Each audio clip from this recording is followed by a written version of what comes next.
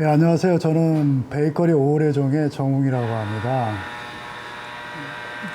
여기가 지금 매장이다 보니까 빵을 아직 만들고 있어서 약간 기계음들이 좀 나는데, 아무튼 되게 어려운 시절에 또 최근에 들어서 또 확진자 관련돼서 어떤 사회적으로 많이 어려운 시기가 됐습니다.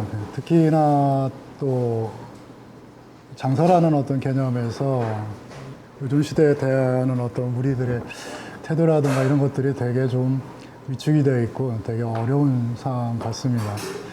제가 뭐 어떤 특별한 부분에서 전문가도 아니고 그냥 빵집을 하는 사람의 입장으로서 저희 가게의 어떤 이야기, 그 다음에 저희 가게를 이렇게 관리하는 측면에서의 어떤 부분들을 어, 뭐 개인적인 어떤 의견으로 말씀을 드리는 거랑 이걸 뭐 특별히 어떤 전문가의 의견으로 받아보기보다는 근처에서 장사하는 또 다른 사람들의 이야기라고 들어주시면 좀 편하게 들어주시면 좋을 것 같습니다. 저는 우리 가게가 시작되기 어떤 원인이나 이런 시작에 관해서부터 좀 설명을 좀 드리고 그 다음에 그 얘기할 이후에 어떤 우리가 운영하고 있는 어떤 디테일한 부분에 얘기에 대해서 좀 설명을 드리고자 할게요.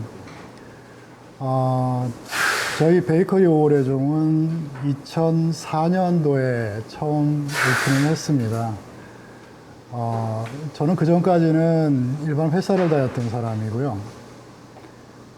이 빵 쪽하고는 크게 이렇게 연관이 없는 회사를 좀 다니고 있었습니다. 물론 여러 다른 분들도 마찬가지로 이제 어떤 물론 사회생활도 하시다가 어떤 개인적인 가게라든가 어떤 작은 가게에 관해서 어떤 생각들을 가시고 움직이실 텐데 저 또한 뭐 회사를 다니면서 어떤 사회적으로 움직이는 어떤 그런 부분보다는 제 개인적으로 뭐 자유롭게 좀 제 의지로 할 수 있는 일들을 찾다 보다가 요 빵이라는 거에 관한 어떤 생각이 들어서 시작을 하게 됐습니다. 물론 처음에는 뭐 진짜 대단한 어떤 의지라든가 정말 빵에 관한 되게 큰 흥미라든가 이런 걸 가지고 접근한 게 아니라 저도 되게 보편타당하게 어떤 생계의 한 부분, 또 다른 일의 어떤 시작, 뭐 이런 부분에서 대동소이하지 않은 이유를 가지고 시작을 했어요. 그래서 빵을 배우고 한 1년 정도의 어떤 트레이닝 기간, 그 다음에 한 2, 3년 정도의 어떤 실제 실무 기간, 그러니까 다른 가게에서 어떤 직원으로서의 어떤 훈련을 좀 받게 됐고요. 그 다음에 한 전체적으로 4년간 정도의 어떤 그런 식다라는 시간을 가지고 나서 저희 가게를 오픈하게 됐습니다. 사실은 어떤 기술적인 측면에서 4년이라는 시간은 되게 좀 짧은 시간이었고, 4년을 빵을 배워서 빵집을 오픈한다는 거는 뭐 지금도 어렵지만 그 당시에는 되게 좀 무리라는 어떤 의견들이 되게 많았었어요. 하지만 저의 입장에서는 일단 주어진 시간들이 되게 제한적이었고, 그 다음에 빨리 일을 찾아서 돈을 벌어야 되는 어떤 생계에 관한 문제도 있었고 했기에 좀 여유 있게 큰 시간들을 가질 수는 없었습니다.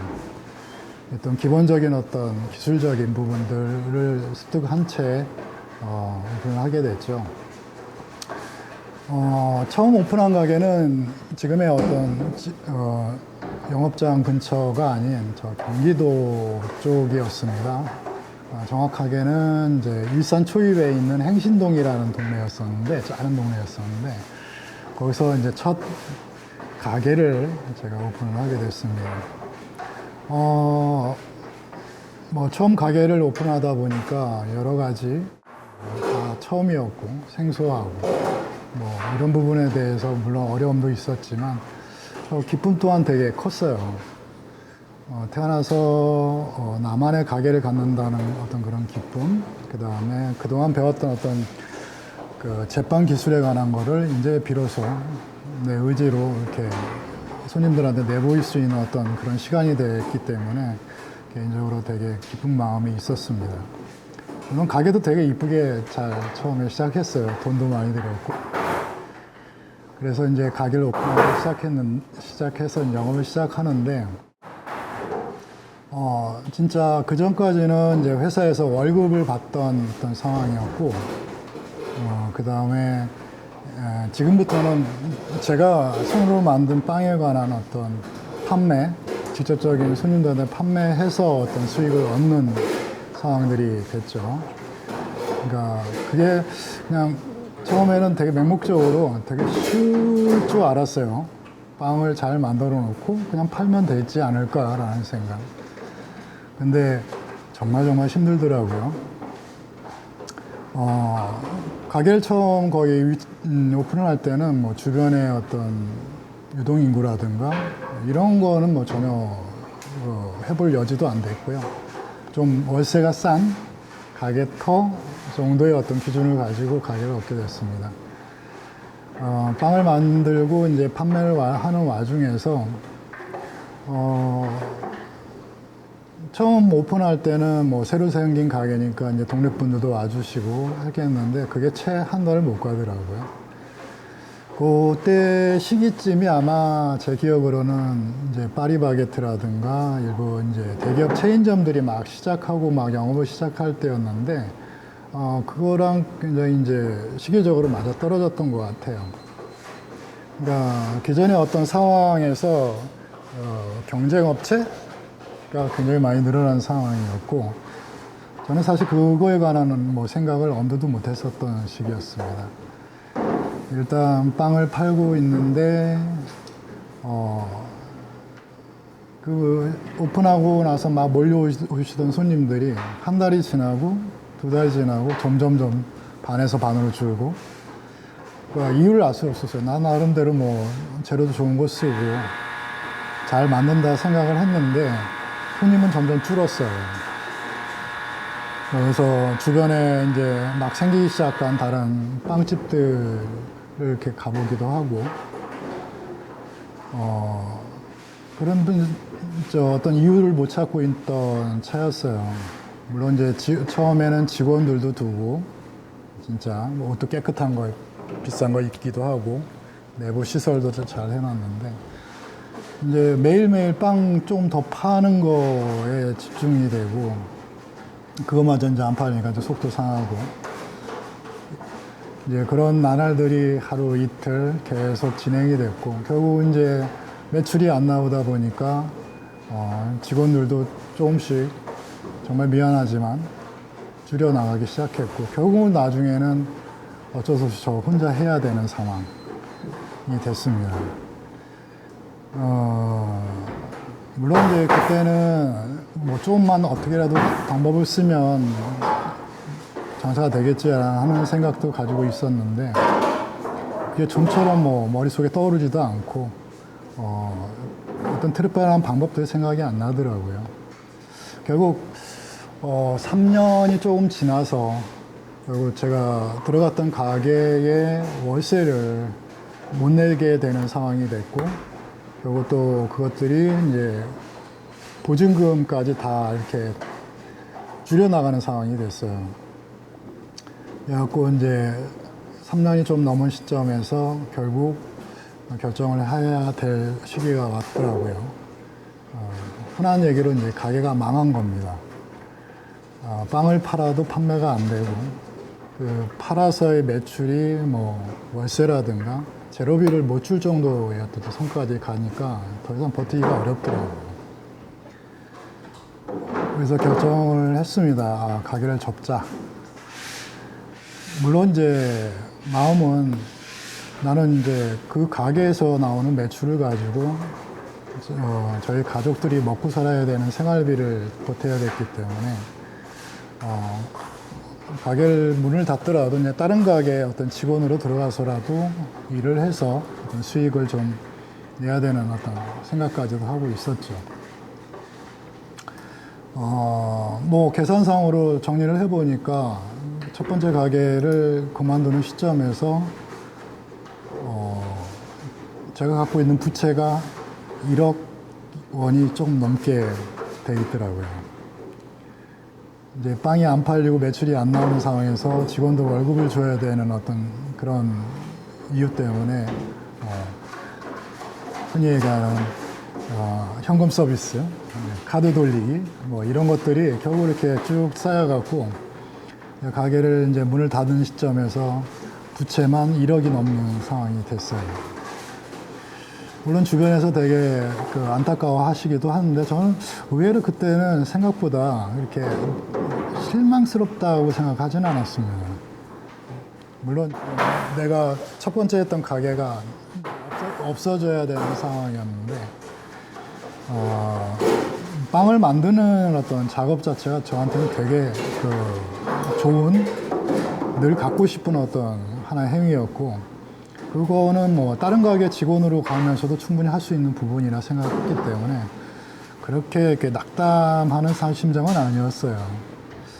이제 그러던 와중에 근처에 가끔 빵을 사러 오시고 이태원에 샌드위치 가게를 하시던 어떤 한 분이 이태원 쪽에 조그만 가게 하나 있는데 그쪽에 가서 다시 한번 시작하기 없겠느냐라는 제안을 주시더라고요. 근데 여러분도 아다시피 아무리 작은 가게를 좀 하려고 해도 안에 뭐 보증금이나 그 다음에 뭐 심하면 이제 서울시내 같은 건 권리금이라는 게 있고 또 가게에 맞춰서 인테리어라든가 설비라든가 하게 되면 현금으로 굉장히 많은 돈이 또 들어가게 돼요. 근데 그 당시에는 모든 어떤 가게를 정리하면서 금액적으로 저한테 갖고 있는 돈이 하나도 없었습니다. 그래서 제안을 주셨지만 저는 감사하다고 얘기했지만 그걸 할 수 있는 상황이 아니었기 때문에 좀 주저했죠. 근데 재차 와서 한번 가서 봐라. 나쁘지 않을 것 같다라는 얘기를 해주셔서 그냥 말씀 주신 분의 어떤 성의 생각해서 한번 갔다 와야겠다라고 해서 이태원에 가게를 한번 보러 왔었습니다. 그 전에 이제 피자 가게를 하던 조그만 가게였었는데, 물론 와서 보고, 여기서 빵 가게를 다시 했을 때 참 좋겠다라는 생각을 했지만, 현실적으로 불가능했기 때문에, 그냥 제안 주신 분한테 갔다 왔습니다 정도의 인사를 드리려고, 잠깐 가게 앞에서만 머뭇거리다 이제 발걸음을 떼게 됐죠. 근데 참 재밌는 게, 그 옆에 이제 조그만 부동산이 있었는데 거기 사장님이 나오셔서 뭐하러 가게를 보러 왔느냐라고 이제 말씀 주시길래 누구한테 소개로 빵 가게를 해볼 생각이 없느냐라는 생각 때문에 소개받게 돼서 왔고 보러 왔는데 제가 돈이 없는 관계로 계약은 어렵겠다라고 말씀을 드렸죠. 그랬더니 그분이 이제 주신 말씀이 도대체 얼마나 없길래 그래서 하나도 없다라고 말씀드렸더니 잠깐 들어오라고 하시더라고요. 그러면서 이제 어디였던 그 가게 전 피자 가게 사장님을 부르시고 권리금이 좀 있었는데 권리금을 좀 깎으시더라고요. 깎으시고 저한테 내가 당신한테 이 자리에서 5천만 원을 빌려줄 테니 여기 가게 계약을 하고 빵집 운영을 해라. 그 다음에 3개월 후에 그 가게 빌려줬던 돈에 대해서 자기한테 갚으면 된다라는 어떤 정말 이렇게 날벼락? 되게 좋은 날벼락이죠. 저도 어안이 벙벙할 정도의 제안을 받게 됐어요. 그래서 그날 저는 포기하는 심정으로 갔었지만 그날 계약서를 쓰게 됐습니다. 그래서 이태원에 있는 오래종이 그 시점에 시작되게 됐어요. 물론 남들이 굉장히 큰 도움을 주셨고 제가 빵을 배울 때도 마찬가지였지만 좀 뭔가 이렇게 좀 안 된다라는 생각, 안 돼서 어떠지라는 어떤 실망스러운 생각보다는 그래, 한번 더 해보자라는 생각, 생각을 갖게 됐어요. 그래서 바로 이제 가게를 옮기게 됐는데, 옮기면서 제가 하나 했던 생각이 뭐냐면, 어떻게 보면 나한테는 마지막 기회이거든요. 내 가게를 할 수 있는. 그래서 마지막 기회니까 예전처럼 장사 안 돼서 망해 먹는 어떤 두려움보다는 오히려 정말 내가 생각하고 하고 싶었던 어떤 빵들에 관해서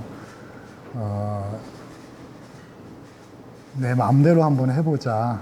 마지막 기회니까 라는 생각을 가지게 됐어요.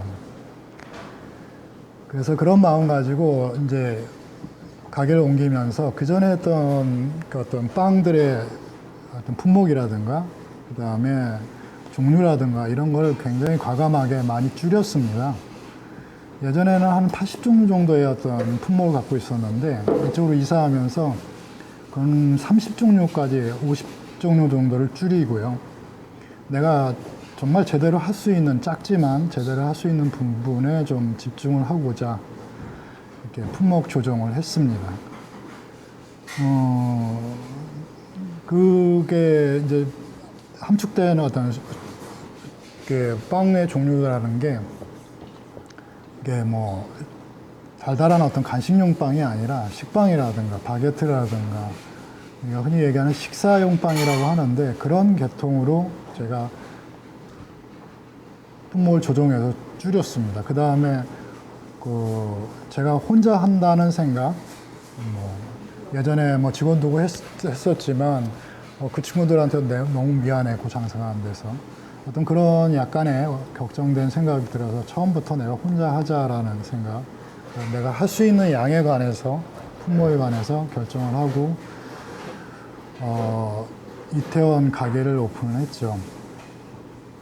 그 가게가 지금도 이제 이태원에 가면 뭐 손님들이 다 쓰러져 가는 가게 같다, 되게 좀 허름한 조그만 가게인데 지금도 저희 지점, 3개 지점 중에서는 가장 좋은 매출을 갖고 있는 가게이기도 합니다. 그 가게에 와서 이제 아까 말씀드렸던 내가 할 수 있는 부분에서 집중하는 쪽으로 해서 빵들을 만들기 시작했고,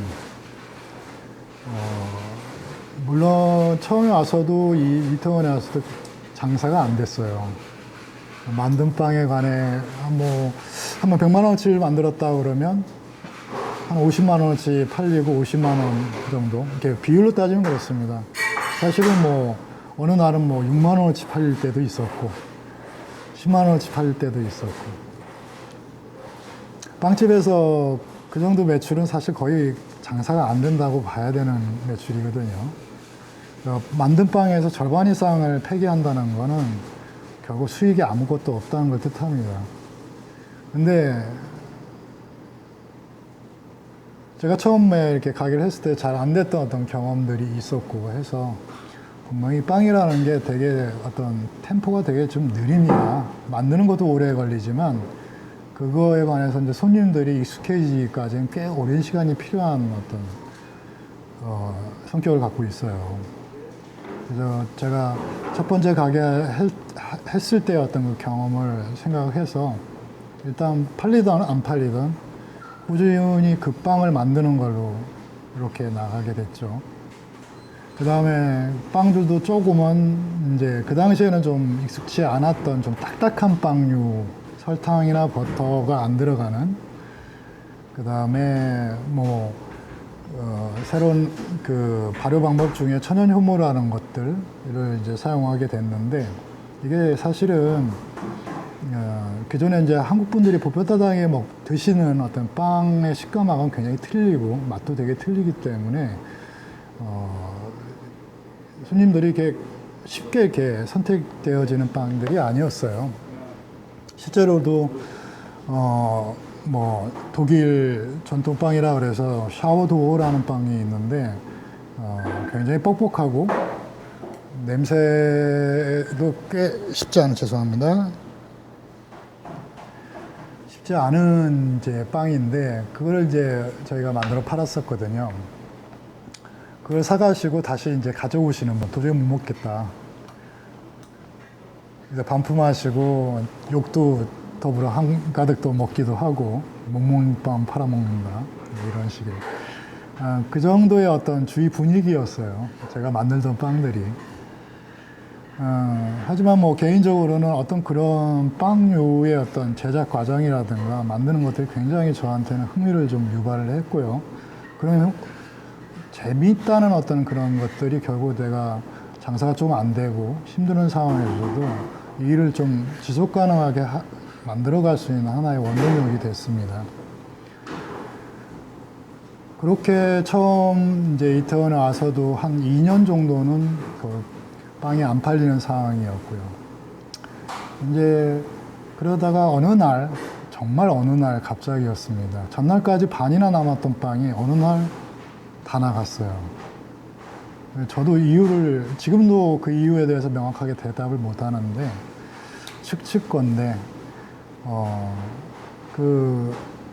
남들한테 조금 외면받던 빵들을 똑같이 매일매일 한 2년 정도를 만들어 왔는데, 그거에 대해서 드셨던 분들이 처음엔 좀 되게 낯선 맛의 비호감이라고 생각했는데, 그것들이 나중에 와서 좀 먹을만하고 나쁘지 않네 정도의 의견을 갖고 있었던 것들이 조금씩 쌓였던 모양이에요. 그래서 뭐 시간상으로 내가 어느 날 갑자기라는 표현하는 게 정말 어느 날 갑자기였고 실제 있었던 일입니다. 그 다 팔린 날 이후로 계속 빵이 다 팔리기 시작했어요. 그래서 저도 좀 많이 놀라긴 했지만 결국 내가 원하는 거는 없습니다. 자, 이제부터 저는 다시 출발이라는 생각을 했어요. 여태까지 뭐 빵집 하나에서 다 망하고 빚만 1억이 졌다 그러면 과연 그 일을 계속 진행했을 수 있을까라는 생각도 해보는데 제가 선택이라는 문제에 있어서 잘 했다라고 판단하는 게 좀 거기서 다시 빵을 만들어 볼 생각을 가지고 있었다는 거였죠. 그래서 그 빵이 이제 팔려나가면서 저는 오히려 그게 약간 두려웠습니다. 제가 기술적으로도 완벽한 상태가 아니었고. 근데 이 상황에서 어떻게 해야 될까라는 생각을 했을 때 결국 제가 생각한 거는 뭐 빵집이니까 일단 빵이 맛있어야 된다는 아주 되게 심플한 원칙. 맛있게 만들려면 어떻게 해야 되지? 라는 생각해보면 일정한 재료하고 정확한 공정하고 제가 할 수 있는 범위의 어떤 크기, 캐파였어요. 그래서 가령 예를 들면 바게트가 10개를 만들었는데 그게 다 팔렸습니다. 그럼 다음날 어떻게 해야 되나요? 15개를 만들까요? 그게 아니고 저는 10개를 그대로 만들었습니다. 왜냐하면 그렇게 만들 양이 제일 가장 잘 나온 빵이라고 저는 생각했고 결국 빵이 잘 팔리려면 빵이 맛있어야 되고 품질적으로 안정화되어야 되기 때문에 그런 생산량에 관해서 제한을 두게 됐죠. 근데 그게 의외의 또 어떤 약간의 효과라고 하기엔 참 그런데 이게 빵이 다 팔리면 저는 이제 제가 만드는 빵 공정상 당일날 다시 빵을 만들 수가 없습니다. 하루에 한 번밖에 빵을 만들 수 없는 상황이었는데 그렇게 빵이 다 팔리고 나면 흔히 얘기하는 솔드아웃, 그냥 문을 닫아버리는 어떤 가게 형태를 취하고 있었어요. 그러다 보니까 이제 밖에서 보시는 분들이 엄청 장사가 잘 되는 가게라고 이제 생각들을 하셨던 모양이에요. 이제 그런 어떤 표현들이 이제 흔히 얘기하는 입소문이라 그러죠. 이제 그런 거를 타고 이렇게 번지셨던 것 같아요. 그래서 어느 날은 진짜 가게 밖으로 한 50m까지 막 줄을 서는 상황도 연출을 했고요. 근데 그 시점에서 제가 생각했던 거는 정말 더 잘 만들어야 된다는 생각, 그 다음에 품질적으로 더 신경을 써야 된다는 생각. 그렇지 않으면 결국 나중에 장사 잘 되니까 제품이 좀 평이해진다는 말, 이런 말을 듣기가 싫었어요. 그래갖고 오히려 더 어떤 양에 관해서는 좀 철두철미하게 지켜왔던 거고, 그러면서 이제 어떤 품질적으로도 손님분들한테 조금 인정받는 어떤 상황이 좀 됐습니다. 그렇게 해서 이제는 내가 자리를 잡게 되는구나 라는 생각도 해보고, 이제 열심히 빵 잘 만드는 걸로 막 순탄할 것 같은 생각을 했는데, 사실은 약간 착각이었던 이제 시기가 왔더라고요. 이제 물론 지금 제 어떤 말씀들을 듣고 계신 분, 보고 계신 분들, 또 장사를 하고 계신 분들은 아시겠지만, 가장 현실적인 문제가 이제 부닥치게 됩니다. 그 가게 또한 이제 서울 시내에 있었고, 또 대로변에 있던 가게다 보니, 이제 건물주분한테 이제 월세에 관한 어떤 인상의 좀 압박을 또 받게 됐어요. 심지어는 재계약을 안 하겠다는 어떤 통보를 받게 됐습니다. 되게 걱정이 되더군요. 이제 막 뭔가를 이렇게 달려야 될 순간이 왔는데, 가게를 또 어떻게 옮겨야 되나 라는 생각, 걱정. 건물주분하고 잘 얘기를 해야 해서 좀 사정을 해서라도 조금 인상분을 좀 줄이던가 이런 방법들, 머리가 되게 아팠어요. 근데 참 막상 이제 거의 건물주분을 만나서 저도 모르게 약간의 이제 화가 났었던 모양이죠. 되게 좀 그날 만남이 되게 좀 고성이 오고 하는 그런 상황이 됐습니다. 저도 되게 화가 났었고요. 소송을 할 테니라는 얘기를 들었고, 제 입장에서는 소송을 해라. 나는 못 나가겠다라는 어떤 이런 얘기가 됐었고요. 물론 이제 그런 이제 만남을 끝나서 이제 가게 와서 생각해 보니까 되게 걱정이 많이 되는 거예요. 어떻게 하지? 라는 생각. 그러다 이제 그런 고민을 많이 하다가, 안 되면 주변에 뭐 다른 데서라도 좀 옮기는 방향으로 해야겠다 그래서 그 가게에서 뒤 골목으로 한참 들어가서 반지하 공간이 하나 있더라고요. 거기에 어떤 빵집을 좀 옮기는 쪽으로 계획을 잡아야겠다라는 생각을 했었어요. 근데 그게 계획형 이제 나가자마자 바로 차릴 수 있는 시간차가 딱 맞았던 게 아니라, 뒤에 그 공간이 먼저 나왔기 때문에,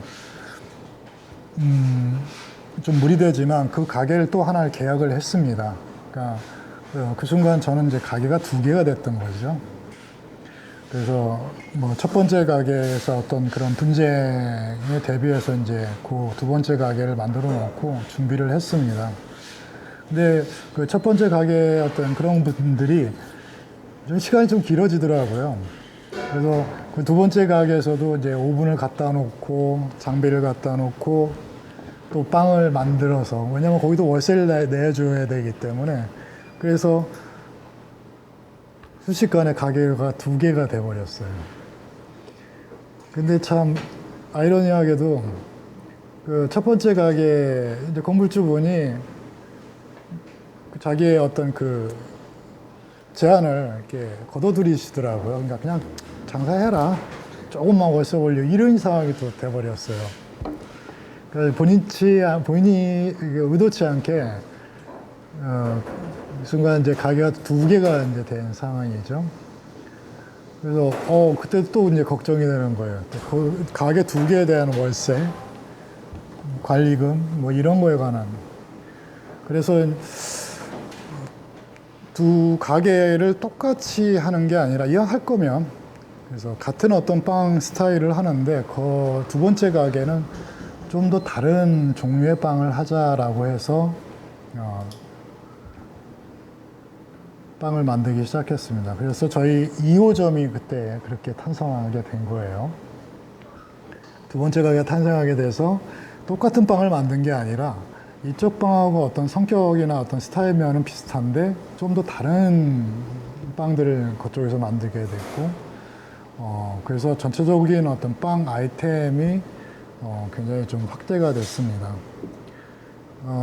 근데 의외로 어떤 그걸 찾아주시는 손님 입장에서는 되게 또 좋아하시더라고요. 어떤 품목들이 많이 늘어난 상황. 물론 가게는 두 군데이지만. 그래서 두 번째 가게는 좀 더 식사빵스러운 빵들, 좀 더 그런 좀 빵 위주로 이제 만들게 됐고요. 그래서 두 개의 가게를 또 이렇게 좀 힘겹게 운영해 가던 차였는데, 저한테 또 한 번의 시련이 옵니다. 그 두 번째 가게가 또 계약 기간이 남아있는데도 불구하고 또 이제 그 건물주분 또 사정에 의해서 저희가 나와야 되는, 좀 나와달라라는 말씀을 또 듣게 됐어요. 그래서,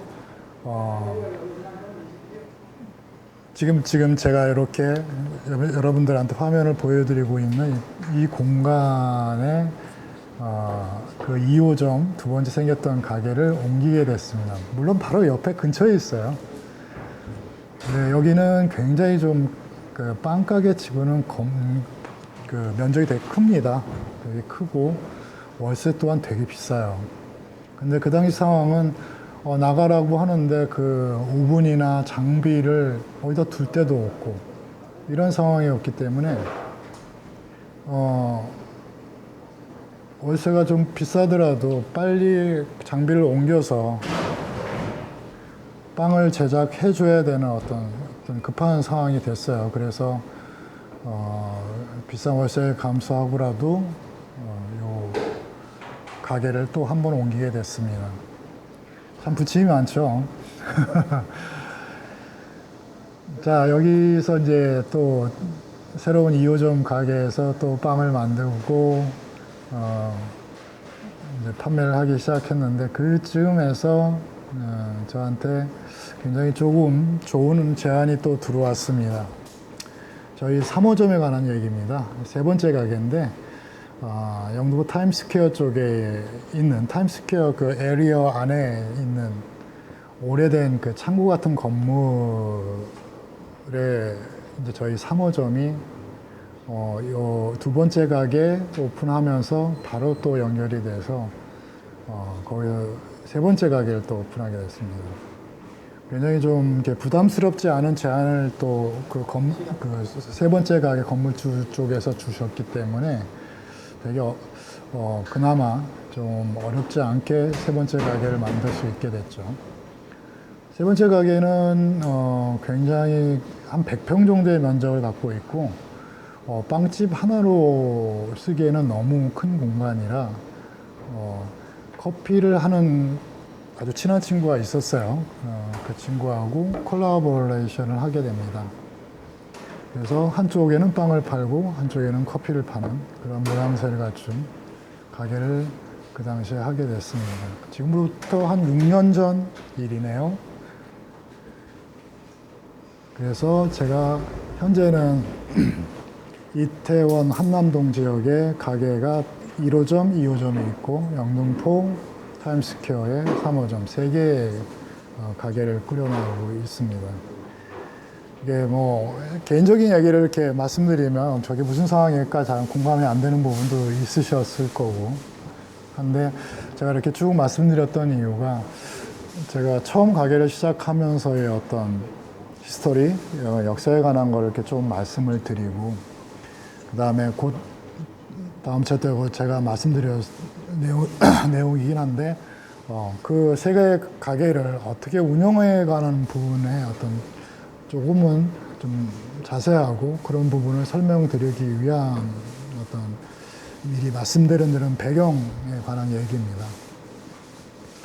아까도 처음에도 말씀드렸지만, 가게를 한다는 의미, 물론 어떤 사회적인 단어로 뭐 소상공인 뭐 이렇게 얘기하는데, 글쎄요, 저는 개인적으로 어떤 그런 분류법이나 이런 것 쪽에 뭐 크게 신경을 쓰는 사람은 아닙니다.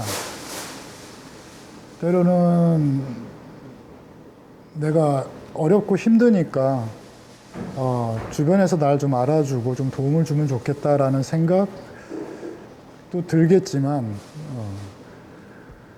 개인적으로는 어떻게든 내가 버텨야 된다는 생각, 그 다음에 나한테 주어진 마지막 기회, 그 다음에 내 어떤 상황으로 봤을 때 여기서 내가 주저앉으면 결국 다시 일어날 수 있을까라는 어떤 생각들, 이런 것들이 종합적으로 이렇게 제가 가게를 오픈하면서 지금 현재까지 이어오면서 제가 생각했던 한 부분인 것 같아요. 누구나, 그러니까 가게를 하시는, 이렇게, 뭐 속된 말 좀 쓸게요. 길거리 가게. 손님이 오셔야 물건을 팔 수 있는 그런 가게에서의 어떤 과정이라든가 삶에 관한 부분들, 항상 좀 어떤 대기업, 이런 큰 좋은 상권에서 떠밀리는 어떤 그 소외감들, 실제로 이제 경기가 안 좋을 때 가장 먼저 타격을 받는 이런 부분들에 대해서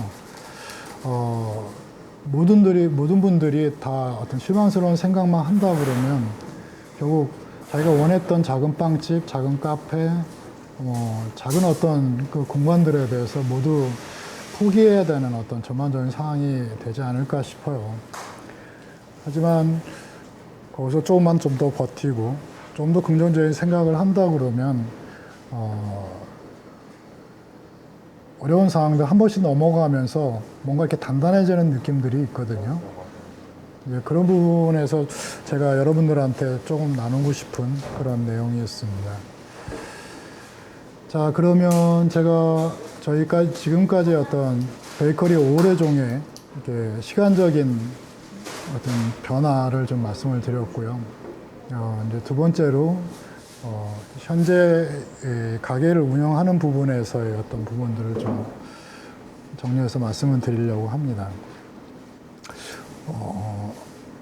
그게 이제 이야기가 좀 길어질 내용 같고 실제적으로 여러분들한테 혹시나 도움이 될 수 있는 여지가 있을지 모르기 때문에 이야기가 좀 길어질 수 있는 부분이 있어서 어떻게 앞서는 그 오레종의 이제 처음 시작점, 뭐 제가 이렇게 지금까지 왔던 가게들의 이전, 또 그다음에 확장 이런 쪽에서 지금 말씀을 드렸고요. 지금부터는 저희가 어떻게 운영하고 있는지에 관한 내용들을 좀 설명을 할게요.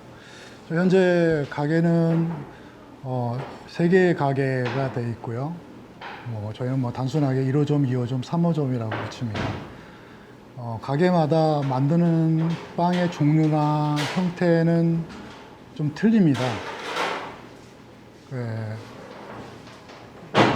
되게 작게 만드는 부분들도 있고, 되게 크게 많이 만드는 쪽의 어떤 지점도 있고, 그 다음에 커피와 베이커리, 카페 형태로 운영되는 가게도 있습니다.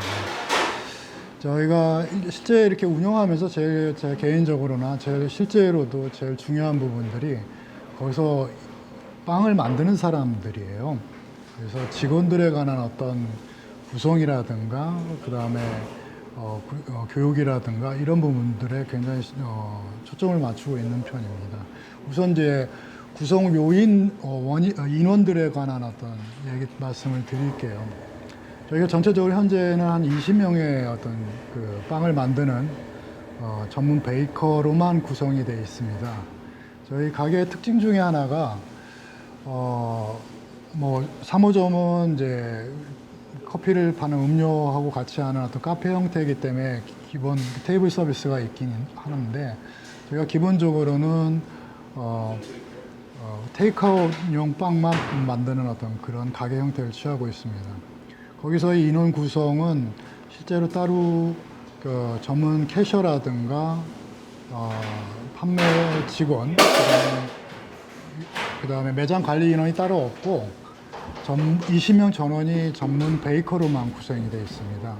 그러면 그 판매하는 행위 같은 경우는 어떻게 할 거냐는 문제인데 저희는 빵을 만드는 사람이 빵의 판매까지도 책임을 지는 그런 어떤 시스템을 갖고 있어요. 물론 그 빵을 만드는 입장에서는 좀 더 일이 확대가 되고 신경 써야 될 부분들이 많은데 애초부터 저희 가게의 어떤 원래 형태가 빵을 만드는 사람이 판매하는 어떤 그런 형태를 고수하고 있었습니다. 그거의 장점이 꽤 생각보다 많아요. 물론 이제 빵을 만드는 사람 입장에서는 빵을 만들기도 해야 되고 판매도 해야 되는 어떤 좀 바쁜 어떤 행위가 이루어지긴 하는데 빵을 사러 오신 손님 입장에서는 빵에 관한 어떤 질문이라든가 또 빵에 관한 모든 어떤 궁금한 거를 바로 말씀을 해주시면 바로 그 자리에서 빵을 파는 직원들한테 정확한 얘기를 들을 수 있습니다. 왜냐하면 빵을 파는 직원이 그 빵을 만들었기 때문에. 그래서 어떤 저희가 만드는 빵의 어떤 종류들이 조금은 평범하지 않은 약간 한쪽으로 좀 치우쳐져 있는 빵들이다 보니까 손님 입장에서는 좀 낯설기도 하고 그거의 용도라든가 먹는 방법이라든가 취급 방법에 관해서 굉장히 질문점들이 많거든요. 이런 것들을 이제 빵을 사시면서 바로 건너편 직원한테 정확한 얘기를 들을 수 있는 이런 부분들이 있습니다. 그거가 가능하게 하려면 결국 또 그걸 응대하는 저희 직원 쪽에서의 어떤 빵에 관한 지식이라든가 이런 것들이 굉장히 좀 많이 공부가 돼 있는 상태가 되겠죠. 그래서 저희는 이제 직원을 이제 채용할 때 물론 어떤 뭐 경력이라든가 이런 것도 되게 중요한 요소이긴 하겠지만 일단은 빵을 만드는 거에 관한 열정을 많이 갖고 있는 분들 위주로 경력이 없는 부분도 들어오는 경우도 있습니다. 자, 그렇게 이제 빵에 관한 좀 남다른 열정을 갖고 있는 친구들 위주로 거기에서 또 굉장히 조금 긴 시간, 6개월에서 거의 1년 가까이를 트레이닝 기간으로 잡고 있습니다. 실제로 처음에 입사하게 되면 한 달 정도는 굉장히 조금 여러 부분에 대해서 간략하게 서머리를 받고 한 달 정도가 지나게 되면 개개인한테 레포트 숙제가 나가게 됩니다. 빵의 전반적인 부분들, 기초적인 부분들 이런 부분에 대해서 개인적으로 레포트에 관한 어떤 숙제가 나가는데 이런 부분들이 그 친구들이 이렇게 수행함에 있어서 전반적으로 빵에 관한 기초적인 지식, 그다음에 빵을 어떻게 접근해야 되는 방법 이런 것들을 이제 코칭이 되게 되는 거죠. 또 빵을 만드는 친구들한테도 어떤 빵에 관한 기술적인 부분도 있지만 빵을 만들면서의 어떤 개인적인 어떤 목표라든가 이런 쪽에서도 굉장히 좀 강조하는 편입니다. 결국 빵을 이렇게 배우러 들어오는 친구들은 결국 개인적인 어떤 목표 지향점들이 항상 있거든요. 뭐 쉽게는 빵집을 오픈한다든가 아니면 뭐 빵과 연관된 어떤 다른 외식업 쪽의 어떤 생각들을 갖고 있던가 이런 부분들에 관해서 어떤 목표의식을 갖고 들어오기 때문에 그 목적에 접근하는 방법들을 이런 저희가 가게에서 빵을 만들면서 하나씩 실현할 수 있는 토대를 좀 되도록 본인 입장에서는 조금 일도 해야 되고 빵도 만들어야 되고 새벽에 나와서 하게 해야 되고 거기다 숙제까지 해야 되는 어떤 업무가 지어지다 보니 조금 힘들 수도 있겠지만 결국 모든 직원들이 그걸 흔쾌히 받아들이는 어떤 상황이죠. 본인을 위한 어떤 기술 습득이고 지식 습득이기 때문에 또 그런 지식을 토대로 해서 실제 정확한 공정하에 만들어지는 빵들이 결국 가게로서의 어떤 제품의 품질 유지라든가 이런 쪽 면에서 기여를 하기 때문에 결국 그런 모든 부분들이 매출하고 연관이 됩니다. 그래서 일단은 어떤 직원들에 관한 교육이라든가 그들이 원하는 어떤 방법들의 지식들을 전수해 주려고 노력하는 편이죠. 구체적으로는 뭐 이렇게 단발성인 어떤 레포트 숙제가 나가기도 하고 어느 시점에 관해서는 개인적으로는 사업 계획서에 관한 숙제도 나가게 됩니다. 굳이 빵집이 아니어도 괜찮아요.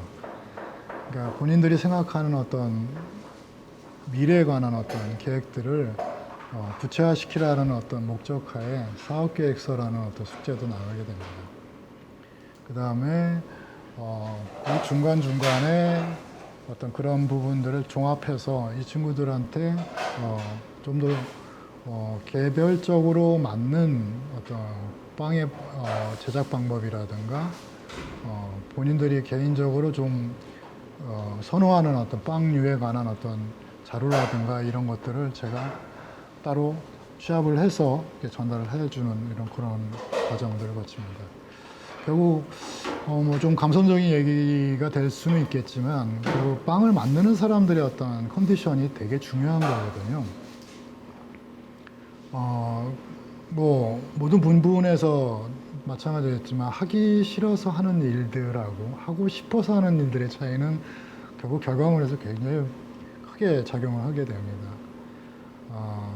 그래서 저는 뭐 되도록이면 저희 직원들하고 같이 일하는 어떤 개념에서 빵 만드는 거를 공유하고 같이 좀 살펴볼 수 있는 기회들을 많이 생각하려고 노력하는 중이거든요. 그래서 일단 직원들에 관한 어떤 그런 관리를 조금 더 그 빵 품목에 관한 것보다 우선순위에 놓습니다. 그래서 그 친구들이 빵을 만들고 거기서 느끼는 어떤 보람감이라든가 이런 부분들을 조금 더 먼저 생각하고 그 다음에 가게에 필요한 어떤 제품 아이템이라든가 이런 것들을 이제 그 친구들하고 공유를 하는데 흔히 얘기하는 테스팅이라든가 신제품 개발에 관한 어떤 그 액션을 굉장히 자주 이제 빵 만드는 친구들하고 이루어지게 되는데 물론 그것들이 모두 신제품으로 나오지는 않아요. 그러니까 어떤 한 부분의 재료에 관한 새로운 재료가 나왔다 그러면 이걸 실제 제품으로 만들기까지의 어떤 과정들을 테스팅함으로써 거기서 나오는 제품의 특성들을 데이터화해서 그거를 저희 직원들하고 또 가게를 위해서 백데이터로 또 남겨놓게 되게 됩니다. 그런 것들이 이렇게 쭉 쌓여갖고 결국 나중에 어떤 제품들을 저희가 실현을 할 때 간단한 테스팅이 미리 선행이 됐기 때문에 쉽게 조금은 쉽게 빵을 더 만들 수 있는 상황이 되게 됩니다. 그런 어떤 기술적인 부분들 이런 것들을 항상 직원들하고 공개적으로 이제 행해지기 때문에 그런 부분에서 오는 어떤 기술 습득도 꽤 큰 편이죠. 그리고 실제 이제 빵 판매도 이제 빵을 만드는 직원들에 의해서 이루어지기 때문에 실제 매출이라든가 어떤 품목별의 어떤 선호도라든가 이런 것들이 고스란하게 직원들이 공유를 할 수가 있는 부분이 되는 거죠. 결국 나중에 본인만의 어떤 가게라든가 어떤 사업에 관해서는 좀 더 명확하게 저희가 디테일하게 그 데이터를 가져갈 수 있는 상황이 되는 겁니다. 장사, 그 다음에 빵을 만드는 가게, 마찬가지로 매출이 일어나야 됩니다. 이익이 남아야 그 이익을 가지고 바로 다음 날 또 좋은 빵을 만들 수 있는 원동력이 됩니다. 자, 그런 부분에 있어서 매출을 일으키려면 과연 제일 선행돼야 되는 게 뭔지를 저는 좀 생각을 해봐요. 물론 좋은 서비스, 그 다음에 요즘에 어떤 SNS라든가 이런 거를 통한 어떤 좀 광범위한 정보 전달, 그 다음에 예쁜 인테리어, 이런 것도 물론 다 매출에 기여하는 한 요소인데, 그 모든 걸 제가 완벽하게 할 수는 없어요. 그러니까 제가 할 수 있는 부분에서 제일 우선적인 거는 매출을 일으키려면 빵을 잘 만들어야 된다는 거에 우선은 포인트를 둡니다. 저희가 빵을 잘 만들려면 아까 바로 전에 얘기했던 빵을 만드는 사람들에 관한 어떤 관리, 그 다음에 이런 것들이 굉장히 디테일하게 잘 이루어져야 되는 부분들이 있는 거죠. 물론 이제 재료라든가 이런 거에 관한 관리도 되게 충분한 고려돼야 할 사항이지만 어떤 그런 그 접근법을 따라가면서 저희가 가게를 운영하는 부분이 됩니다. 물론 가게를 하게 되면 이제 두 번째로 말씀드려야 될 게 어떤 마케팅이라는 부분, 우리가 뭘 만들고 있다는 걸 남들한테 전달하는 어떤 행위겠죠. 이런 부분 쪽에서 저희가 처음부터 선택했던 부분들은 글쎄 좀 의아할지 모르겠지만 마케팅을 하지 말자가 저희한테는 마케팅입니다. 다양한 방법으로 전달하는 거는 대단히 좋은 좋은 거고 또 그 기본적인 상황일지 모르겠지만 좋은 결과물, 제품을 우선 만드는 게 어떻게 보면 제 가장 좋은 마케팅이 아닐까라는 생각. 뭔가 좋은 거를 좀 더 강조해서 보여주는 거. 때로는 그게 과해져서 좀 부족한 거를 꽉 찬 것처럼 보여지는 거. 이런 부분에 대한 어떤 부작용, 이런 거에 대해서 우선 저는 생각하게 되고요. 우리가 흔히 얘기하는 동네 가게, 동네 빵집에서의 가장 보여줘야 될 부분은 솔직함이라고 생각을 합니다. 잘 만들고 잘 만든 만큼 손님들한테 보여질 것이고요. 그게 뭔가 말로써 아니면 포장으로서 이게 세련되게 보여주고 더 판매를 촉발할 수 있으면 좋겠지만 그것들이 제품 자체 본연의 어떤 의미를 가려버린다 하는 거에 대해서는 저희가 개인적으로 그렇게 하지 말아야겠다라는 생각이 들었어요. 그래서 아까 얘기한 것처럼 좀 역설적인 얘기지만 마케팅을 안 하는 게 저희한테는 마케팅이다라고 얘기합니다. 실제로 저희 가게에 와보시면 어떤 그런 부분들을 제가 말씀하신 걸 기억하신다면 그렇구나라고 느끼실 수가 있어요. 가게 어디에도 이렇게 뭔가 이렇게 얘기하는, 광고하는, 알려주는 어떤 문구가 없습니다. 빵에 대한 얘기는 오직 네임택에서만 가능해요. 어떤 재료를 썼고 어디 나라에서 들여왔 재료인지 이 내용만 적혀 있습니다. 또 그 외에 어떤 빵의 제품에 관한 어떤 내용들은 빵을 구매하면서 저희 직원들한테 충분하게 얘기를 들으실 수 있고요. 가게를 오픈하면서 우리 가게를 알리는 건 되게 기본적인 상황인데 그걸 알리는 방식이 어떻게 접근하냐에 관한 부분인데 저는 어떻게 보면 저에게 무식하죠. 빵가게니까 빵 냄새가 날 거고 결국 그 냄새가 내가 얘기하는 마케팅이 될 거다라는 생각을 했어요. 굳이 입을 먼저 열기보다는 제가 만든 빵을 먼저 보여드리는 게 맞겠다라는 생각이 들어서 그걸 처음부터 오픈하는 날부터 지금까지 저는 좋은 선택이라고 생각하고 하고 있습니다. 물론 이렇게 드러내고 얘기하는 건 아니지만 질문 주시고 궁금해 하시는 부분에서 늘 공개가 되어 있고 오픈되어 있습니다. 또 저희가 만드는 빵에 관한 어떤 소비자 쪽에 어떤 궁금한 거는 실제 매장에 와서 얘기를 해주시면 충분히 들으실 수 있고 필요하면 레시피까지 제공이 돼요. 왜냐하면 물론 이제 만든 사람 입장에서 그 레시피라면 대단히 많은 시간과 많은 테스팅과 어떤 자신만의 어떤 개성이 들어가 있는 되게 귀한 거가 맞습니다. 맞지만 그걸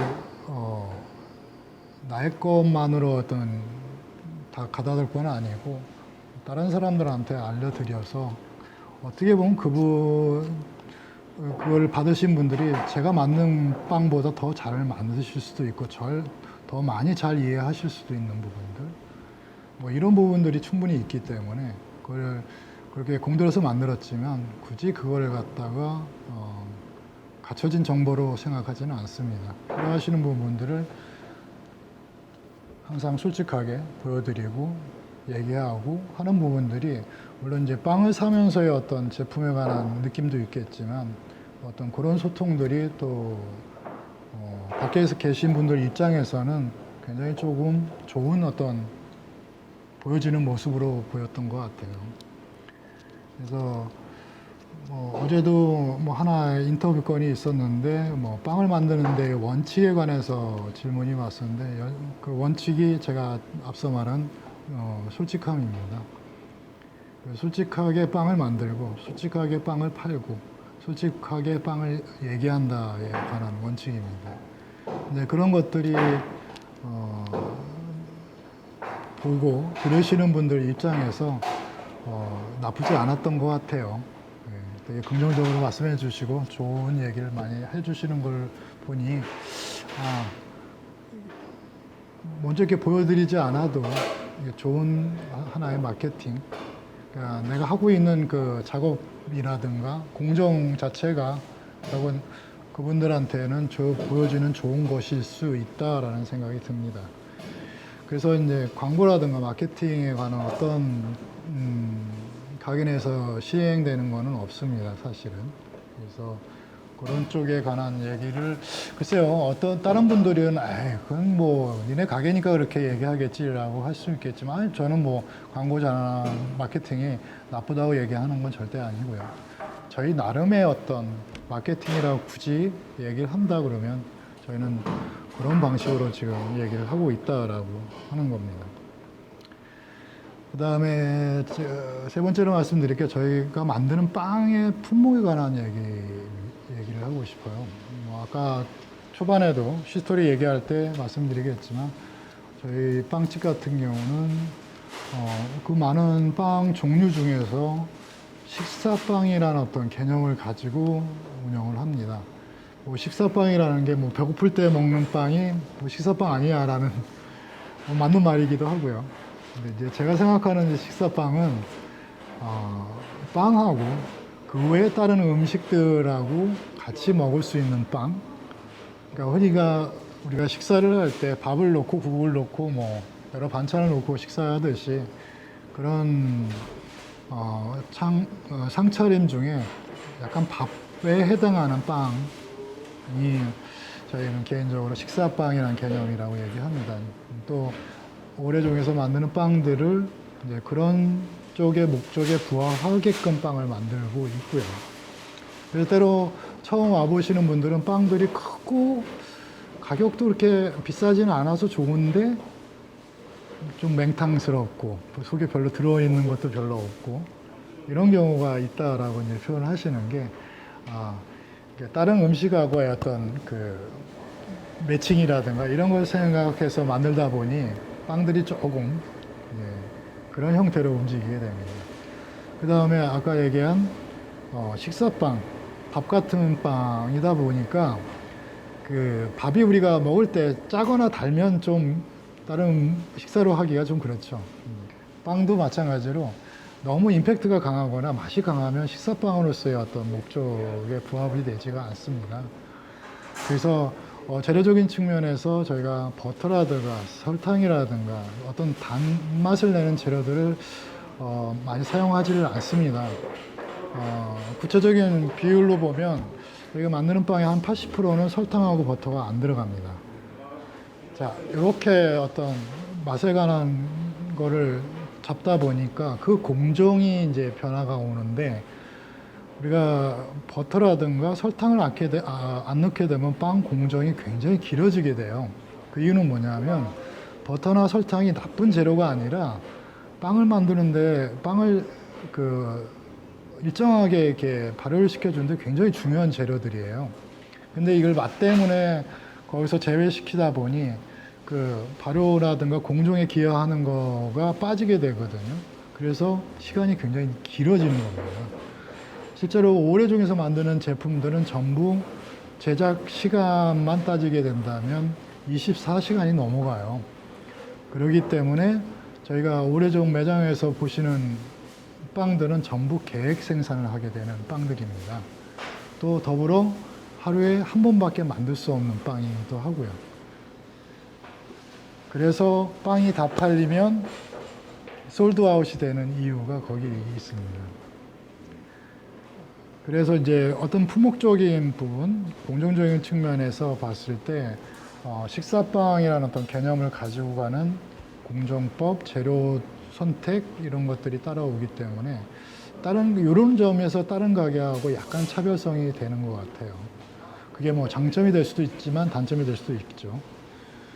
다양한 빵을 이제 볼 수는 없고, 그 다음에 빵들이 좀 더 이렇게 사이즈들이 좀 큰 편이고, 그 다음에 약간 딱딱한 어떤 껍질들을 가지고 있는 다 이유가 있습니다.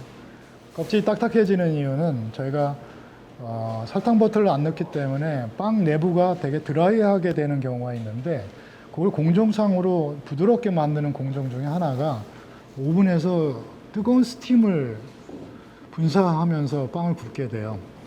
그렇게 되면 그 껍질이 굉장히 하드한 스타일로 빵이 나오고 하드하기 때문에 내부에 있는 수분들이 날아가질 못하게 되기 때문에 그나마 부드럽고 소프트한 내상을 갖게 되는 어떤 방법이 되죠. 그래서 껍질이 조금 딱딱한 스타일의 어떤 빵들, 그러니까 전문용어로 하드 계열 빵이라고 하는데 어떤 그런 형태의 빵들이 만들어지게 되는 겁니다.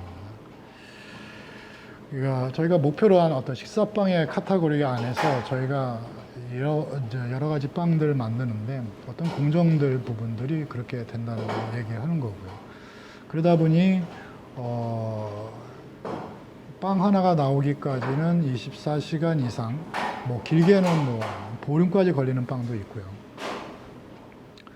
이제 그런 어떤 공정들을 취하고 있어서 실제 여기 직원들도 거기에 관한 어떤 그 제작 방법들을 습득하기가 되게 조금 까다로운 부분들이 있습니다.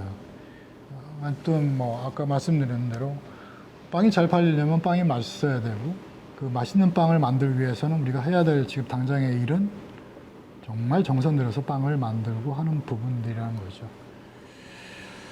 그래서 뭐 앞서 말한 직원들이 우선이고 빵을 만드는 그런 사람들이 제일 우선이고 그 다음에는 어떤 어떤 품목들을 비치하고 만드느냐 또 그 품목들이 우리 가게의 어떤 특징들을 살려줄 것이냐라는 것들을 얘기합니다.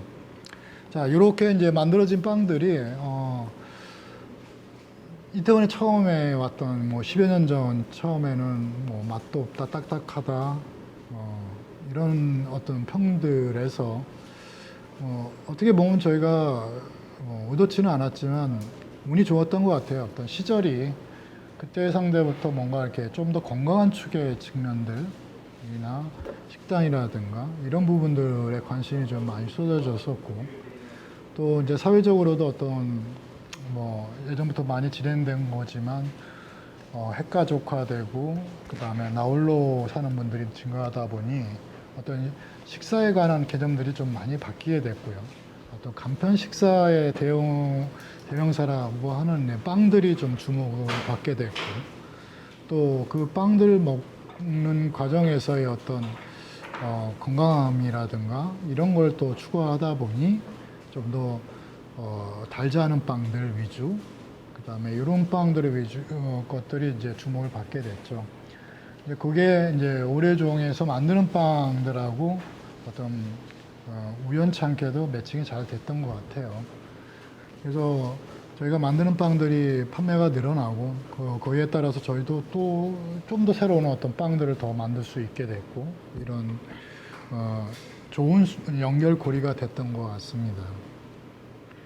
자, 그 다음에 재료에 관해서 제가 또 좀 설명을 드릴게요.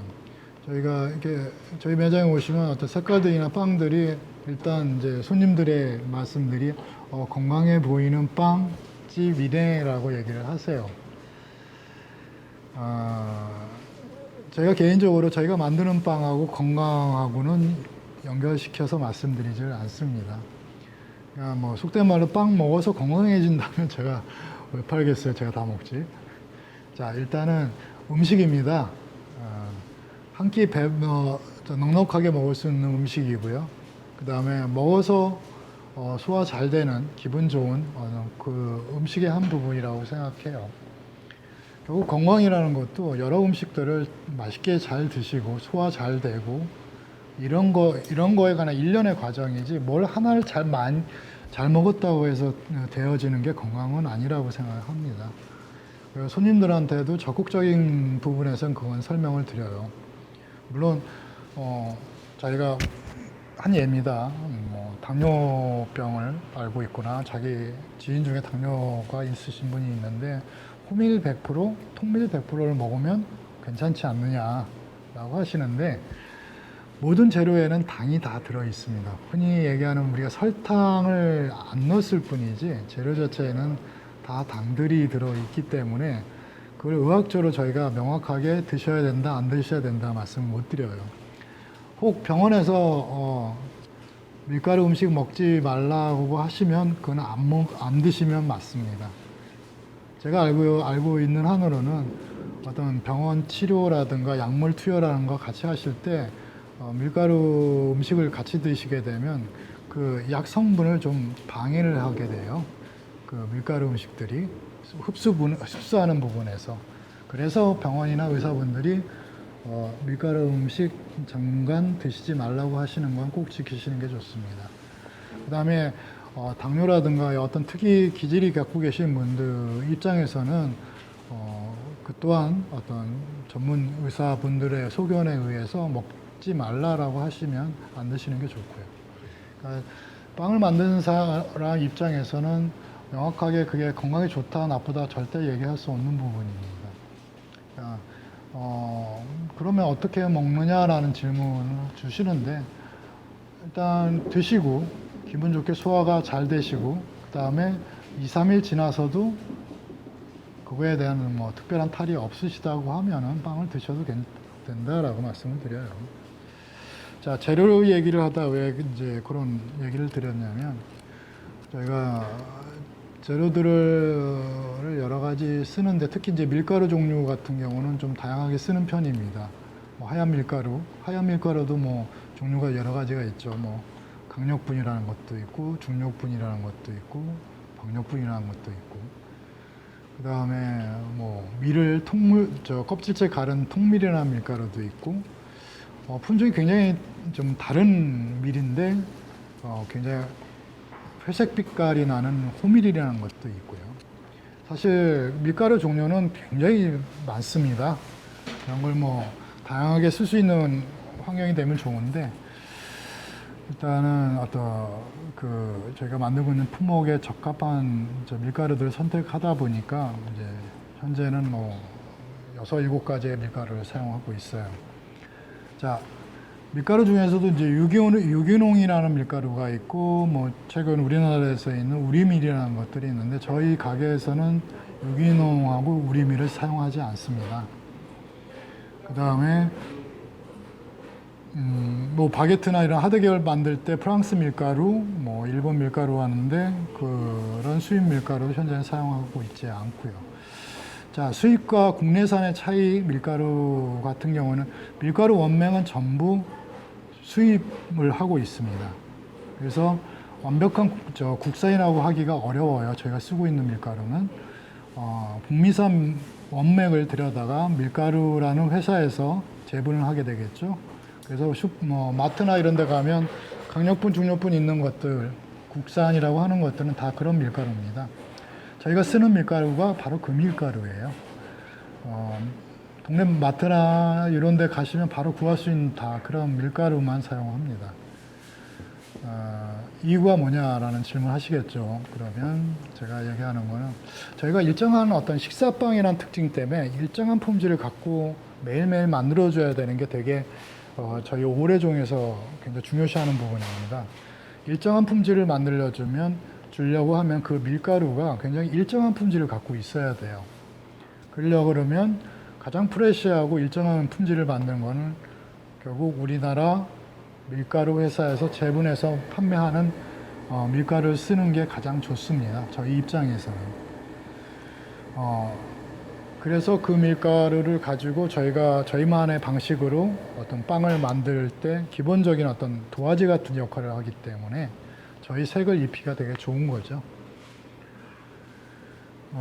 아까 말씀드린 유기농 같은 밀가루, 그 다음에 뭐 수입, 프랑스산 바게트 전용 밀가루, 뭐 쓰면 되게 좋아요. 좋은데, 이것들이 어떤 유통관계나 이런 쪽에서 굉장히 좀 들쑥날쑥하는 부분도 있고요. 그 다음에 수요 부분에서도 또 조금 공급이 원활치 않은 부분도 있고, 또 각 단가도 굉장히 큰 문제가 되기도 합니다. 솔직히 말씀드리면. 유기농 같은 경우는 빵을 만들 때 기능상으로 크게 도움이 안 됩니다. 도움이 안 된다기보다도 일반 밀가루하고 차이가 거의 없어요. 그 다음에 개인적으로 완벽한 유기농을 저는 찾기 힘들다고 생각합니다. 실제로 외국 같은 경우는 유기농의 어떤 규격이라는 게 그 재배하는 면적으로부터 몇 킬로 반경 안에는 오염원이 없어야 되는 상황이에요. 근데 현실적으로 그게 되게 어렵습니다. 그 다음에 실제로 그렇게 하더라도 결국 생산 단가가 굉장히 많이 올라가게 되고 되게 비싼 밀가루가 되겠죠. 실제적으로도 유기농 밀가루 하면 굉장히 비쌉니다. 일반 밀가루에 비해서. 근데 빵을 만들 때 기능적인 특징에서는 거의 차이가 없어요.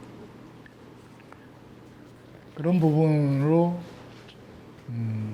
제가 유기농을 쓰지 않는 하나의 이유가 되기도 합니다. 물론 이제 건강한 음식을 찾으시는 분들 입장에서는 좀 의문점을 주실 수는 있겠지만 제가 추구하는 빵의 어떤 성질상 굳이 필요가 없다고 나는 생각을 하기 때문에 그렇게 이제 밀가루는 쓰고 있습니다. 우리밀 같은 거 물론 좋죠. 좋은데 뭐 흔히 얘기하는 우리나라에서 재배되고 유기농으로 재배하고 되게 좋은데 유통 관계 쪽에서 단가가 너무 오르는 것 같아요. 물론 어느 부분에서는 뭐 제품 판매로 흡수를 하겠지만 너무 단가가 높아 버리면 어쩔 수 없이 제품의 그 가격이 반영이 될 수밖에 없습니다. 늘 편하게 살 수 있는 식사빵에 그런 재료를 쓰게 되면 저도 어쩔 수 없이 가격이 올라가야 되기 때문에 저희 목적에 좀 부합되지 않는 밀가루 판단에 대해서 우리밀은 현재는 사용하고 있지는 않아요. 하지만 그 일반적인 밀가루에서의 어떤 특징들을 최대한 공정상에서 뽑아내려고 합니다. 가령 호밀빵이면 호밀의 풍미가 충분히 나와줘야 되기 때문에 그거에 관련된 뭐 배합 비율이라든가 공정상 쓸 수 있는 방법들을 다 쓰게 되죠.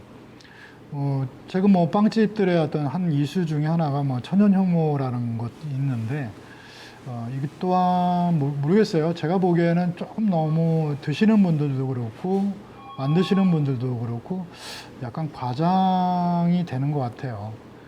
천연 효모라는 것은 빵을 만드는 수십 가지 종류의 방법 중에 한 부분일 뿐입니다. 만들고자 하는 빵이 그 방법이 꼭 필요한 빵들이 있거든요. 그래서 사용하게 되는 거지.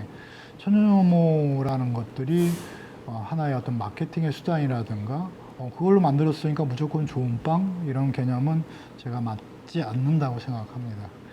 저희도 식사빵이라는 어떤 그런 특징 때문에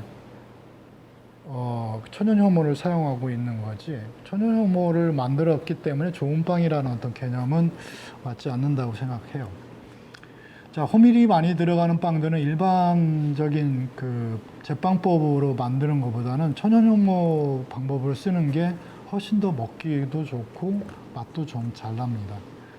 그래서 이제 천연효모를 사용하는 거지 천연효모를 사용해서 좋은 빵 이런 개념 절대 아니라는 거 기억해 두시면 좋을 듯 싶어요. 어떤 그런 재료적인 측면 쪽에서 어떤 좋은 재료 쓰면 더 좋겠지만 일반적인 구하기 좀 쉬운 용이한 재료들을 가지고 저희는 공정에 좀 더 시간을 투자하거나 관심을 더 둬서 좀 먹을 만한 빵을 만든다라는 어떤 전체적인 공정에 관한 어떤 그 룰을 갖고 있어요. 때로는 뭐 커피 같은 경우는 굉장히 또 좀 틀리죠. 굉장히 좋은 원두를 구입해야 되지만 전체적인 제품 퀄리티가 올라가게 되고 물론 그 안 중간중간에 로스팅이라든가 어떤 그 추출이라든가 이런 또 공정을 기울여야 되는 부분도 있겠지만 원재료에 관한 어떤 비중이 굉장히 큰 부분도 있죠. 근데 올해종 같은 경우는 일반적인 재료를 가지고 공정해서 좀 극대화시켜서 좋은 제품을 만드는 쪽으로 좀 노력하고 있는 편입니다. 그래서 재료 같은 경우는 이제 손님들도 되게 궁금증을 많이 갖고 있는 부분들이기도 해서 제가 따로 좀 이렇게 설명을 좀 드리기도 했어요. 자, 그런 재료들을 가지고 뭔가 이렇게 지식적으로 좀 트레이닝이 잘 된 직원들, 사람들이 만드는 빵, 그 다음에 그렇게 돼서 일정한 품질을 갖고 있고, 어제 먹은 빵, 그 다음에 오늘 사서 먹은 빵이 같은 맛을 내는 이런 부분에 좀 초점을 맞추고 있는 저희 올해 종에 관한 얘기를 좀 드렸습니다. 그 다음에 뭐 재료 얘기를 했고요. 그 다음에 직원 얘기를 했고요. 그 다음에 그 제품에 관한 이런 부분들 얘기를 했고, 근데 실질적으로 저희 매장에서 이제 판매되는 행위, 그러니까 저희 같은 경우는 이제 즉석 판매업이라고 해서 매장에서 최종 소비자한테 빵을 팔 수 있는 어떤 그런 요건을 갖추고 있습니다. 지금 뭐 코로나라든가 그 이전에 이제 메르스가 있었죠. 그때부터 이제 사회적인 어떤 흔히 얘기하는 이런 마케팅하고 판매되는 형태들이 많은 변화가 겪게 됩니다. 그 제일 큰 변화 중에 어떤 오프라인 매장에서 온라인 매장으로의 어떤 그 판매 형태들이 많이 바뀌게 됐죠. 온라인 매장에서의 판매, 그러니까 특히 이제 코로나 이런 시절에서는 비접촉 판매라는 어떤 형태로서 또 새로운 패러다임을 만들고 있긴 한데, 실제 우리 같이 빵을 만드는 사람 입장에서는 그런 사회적 변화에 대응하기가 되게 어려운 부분들이 좀 있습니다. 실제적으로 온라인 쪽에서 물건이 판매가 되려고 하면은 형식상 저희 같이 동네 빵집에서는 접근을 할 수가 없고요. 어떤 공장이라는 형태를 가진 좀 대규모 생산실을 가져야지만 그 온라인 쪽에 대응을 할 수가 있습니다. 그러니까 지금처럼 이렇게 코로나가 만연된 상황에서의 어떤 판매라는 건 되게 저하가 될 수밖에 없는 상황이 되겠죠. 되게 어려운 시절입니다. 근데 이거 어렵다고 해서 뭐 이게 잠시 다시 원래 상태로 돌아가는 상태가 아니라는 건 여러분들도 잘 아실 거고, 결국 이 코로나라는 거는 코로나 이전과 코로나 이후의 어떤 변화가 명확한 상황이고, 빵을 만들고 파는 이런 가게의 입장으로서도 그거를 뭐 참고 있으면 나아지겠지 형태가 아니라 변화를 해야 되는 어떤 시점에 도달을 한 거죠. 아까 말씀드렸던 온라인 쪽의 어떤 판매가 이제 대세가 되면서 그쪽에 대응하고자 한다고 그러면 동네 빵집으로서는 되게 좀 힘든 상황, 어떻게 보면 좀 불가능한 상황이라고 말씀을 드렸고, 그러면 어떻게 해야 되나라는 생각을 하는 거죠.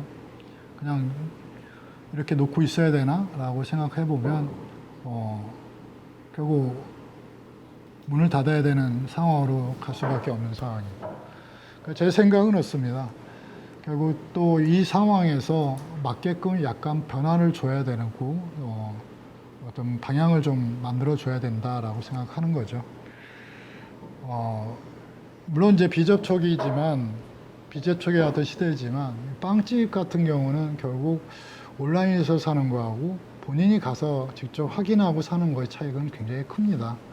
또 그 다음에 저희가 만드는 그 식사빵, 한 예를 들면 바게트 같은 거는 온라인 쪽에 대응을 하게 되면 딜리버리라는 시간이 걸리게 되겠죠.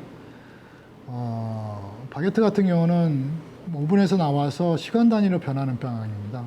저희가 흔히 얘기하는 원데이 빵이라고 얘기하는데, 어느 정도 일정 시간이 지나버리면 그 특징이 많이 사라지는 빵들입니다.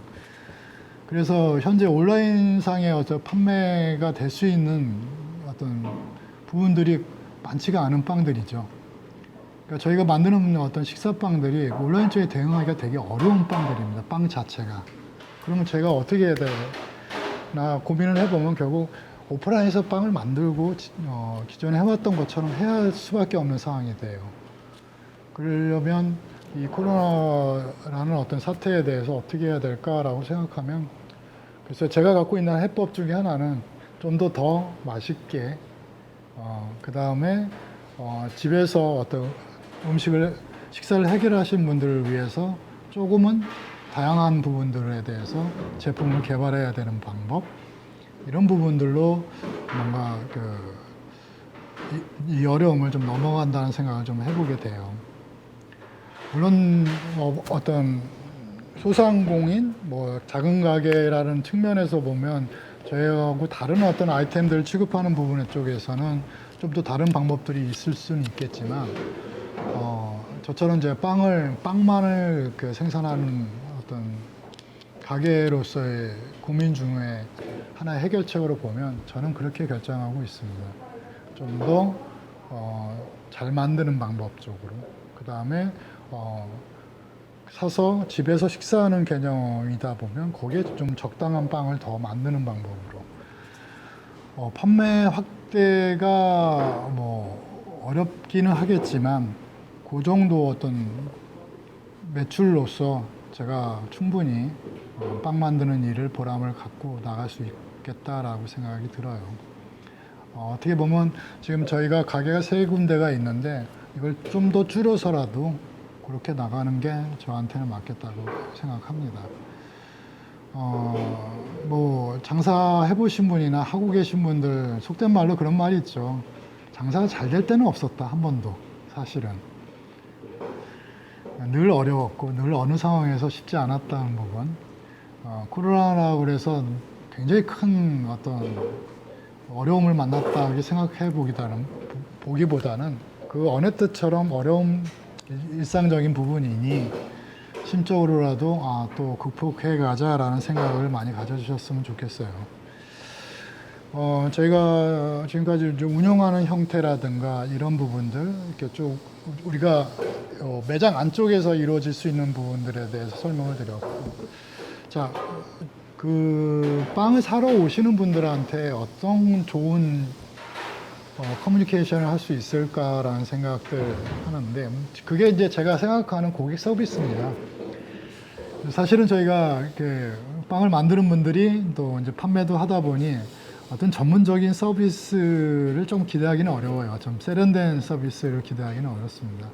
저희 매장 자체도 어떤 빵을 만들고 단순하게 파는 거에 어떤 기능적인 거에 축적이 되어 있지, 와서 이렇게 머물면서 편안한 어떤 공간의 어떤 그 개념을 갖고 있지는 않습니다. 그냥 딱 빵 만드는 빵집 정도의 어떤 개념. 그 안에서 저희가 최대한 할 수 있는 어떤 고객분들한테 대한 거는 아까 서두에서도 말씀드렸던 솔직한 어떤 빵의 정보를 전달하는 얘기죠. 제가 중간중간에 잠깐 언급이 된 부분이기도 한데, 이 빵을 먹었을 때 건강에 좋으냐 안 좋으냐에 관한 명확한 얘기들을 바로 전달을 해드리고, 또 그 다음에 어떤 빵은 어떻게 드시면 좀 맛있게 드실 수 있는 방법에 관한 전달도 해드리고, 가령 여름철, 올해처럼 굉장히 비가 오래 오고 눅눅한 어떤 수분이 많은 어떤 상태에서 빵을 잘 보관하고 맛있게 드실 수 있는 방법들, 이런 거에 관해서 고객분들한테 전달을 해드리고요. 저희도 빵을 만들다 보면 실수를 하게 됩니다. 근데 그게 이제 조금 실수가 있는 빵들이 고객분들한테 전달될 때 흔히 얘기하는 우리가 컴플레인이라는 걸 이제 상황이 놓이게 되겠죠. 그 컴플레인조차도 저희가 솔직하게 대응을 해드립니다. 물론 저희 명확한 실수가 있었다고 하면 그 실수에 대해서는 100% 저희가 보상이라든가 뭔가 하는 방법으로 나가게 되고요. 그렇지 않은 부분이라고 해도 충분한 어떤 설명이라든가 저희가 확인 절차를 거쳐서 손님분들한테 납득할 수 있는 상황들을 충분히 전달을 해드립니다.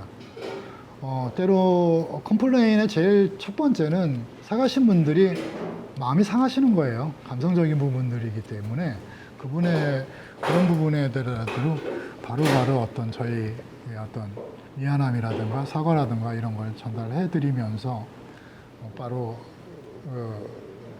제품 자체를 드시거나 이런 쪽에 절대 어떤 불편함이 없게끔 체크를 하고 있습니다. 또 이제 손님분들이 조금 이렇게 어떤 그런 부분 외의 것들에 관한 불편한 부분들은 저희가 이제 기록이나 메모를 해놨다가 가능한 부분 내에서 이렇게 수정할 수 있도록 좀 하는 편이고요. 아까도 마케팅 쪽에서도 잠깐 얘기를 했지만 저희가 이제 손님들한테 보여지는 면들을 가장 뭘 우선할 거냐라는 부분에서는 어떤 빵의 맛, 품질, 그 다음에 저희가 만들고 있는 모습을 먼저 보여드리기 때문에 실제적으로 이제 고객분들이 어떤 그런 거에 관한 그 신뢰를 생각보다 많이 보여주고 계셔서 어떤 뭐 흔하게는 저게 그냥 오래종의 스타일이야라고 이렇게 어떤 좀 칭해주는 부분들이 있어요.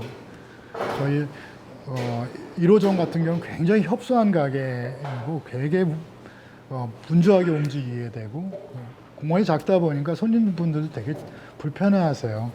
그래서 한 5분 정도만 들어오셔도 매장이 꽉 차는 그런 매장인데 그런 매장에서도 이게 그냥 오래종 스타일이라고 이게 다 감안을 해주시다 보니까 저희 입장에서는 되게 감사하죠. 되게 불편한 공간이기도 한데 밀가루도 펄펄 날라다니고 이렇게 좀 매대 스치면 밀가루들이 묻어요. 이런 부분들.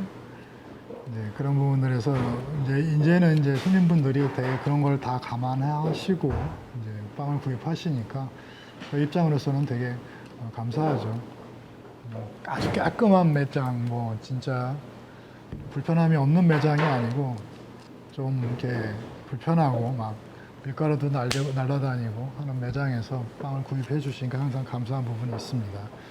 그러니까 거기서 이렇게 저희가 해드리지 못하는 어떤 서비스에 관해서는 어떤 제품으로서 좀 제대로 만들고 하는 부분, 그 다음에 제품의 정보를 정확하게 전달을 해드리는 부분, 이런 것 쪽으로 저희 가게를 오시는 분들한테 저희가 어떤 뭐 서비스, 명확한 서비스라고 하기 좀 부끄럽지만 서비스의 한 부분으로 저희가 생각을 하고 있습니다.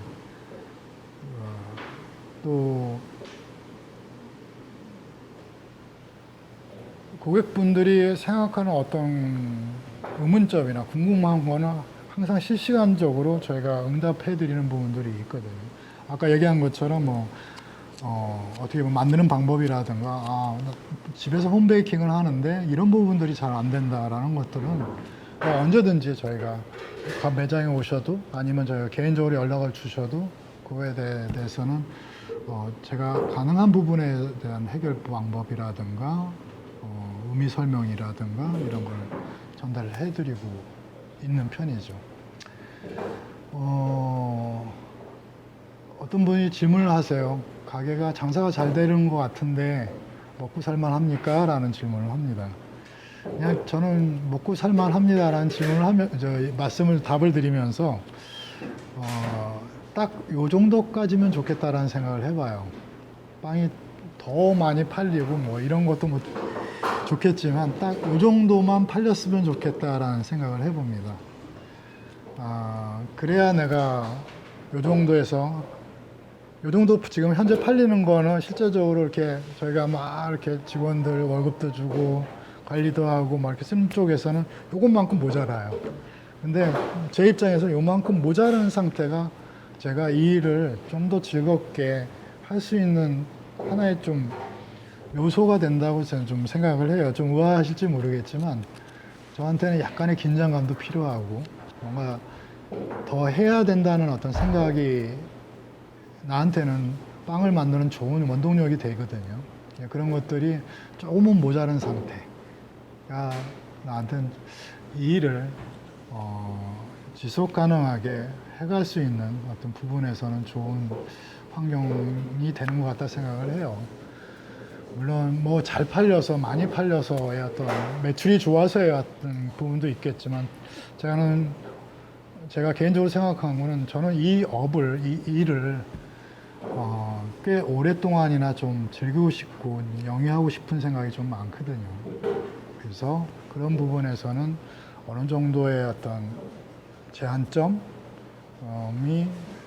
저한테는 필요하다고 생각이 듭니다. 빵이 많이 팔린다고 해서 제가 10개 만든던 거를 50개 만들고 100개 만들고 만들 수는 있어요. 하지만 그 품질이라든가 이런 거는 제가 절대 컨트롤 못 한다는 걸 제가 알고 있기 때문에 딱 10개만 만드는 게 나한테는 맞고 제일 가장 좋은 빵을 손님한테 드릴 수 있고 또 그게 가장 좋은 최상의 서비스라고 믿고 있기 때문에 항상 거기서부터 제가 빵 일을 출발하고 앞으로도 그렇게 하고 싶습니다. 제가 뭐 조금은 두서없이 좀 정리 안 된 얘기를 여러분들한테 하고 있는 수도 있고, 저 또한 어떤 얘기를 해드려야 좀 도움이 될까라는 생각도 해보는데, 다 어려워요. 작은 가게에서의 어떤 살아남기라는 건 되게 어렵지만, 처음 출발할 때, 내가 가게를 처음 시작할 때 어떤 내가 생각했던 걸 한번 되짚어보면 좀 더, 현재 어려움이라든가 이런 거를 다시 한번 이렇게 정리를 해볼 수 있는 여지가 되지 않을까 생각을 해봐요. 저도 이 빵가게를 처음 시작할 때, 비로소 내가 세상에서 나만의 일을 찾았다라는 생각, 나만의 가게를 할 수 있다는 어떤 기쁨, 이런 거에 관한 생각을 가지고 있었거든요. 가게를 해오면서 물론 장사가 안 되고 이럴 때가 있었어요. 그래도 그때 저는 뭐 개인적으로 종교를 갖고 있지는 않지만 어떤 기도 비슷한 걸 한번 해봅니다. 그러니까 기도라는 게 항상 그렇잖아요.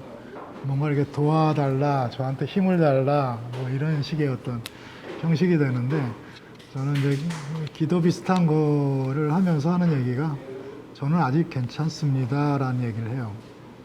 아직 이 정도는 저는 뭐 충분히 버틸만 합니다 라는 얘기를 그냥 나 스스로 할 때도 하기도 하고 그냥 어떤 기도라는 형식을 가지고도 얘기를 합니다. 어떤 기준이라는 게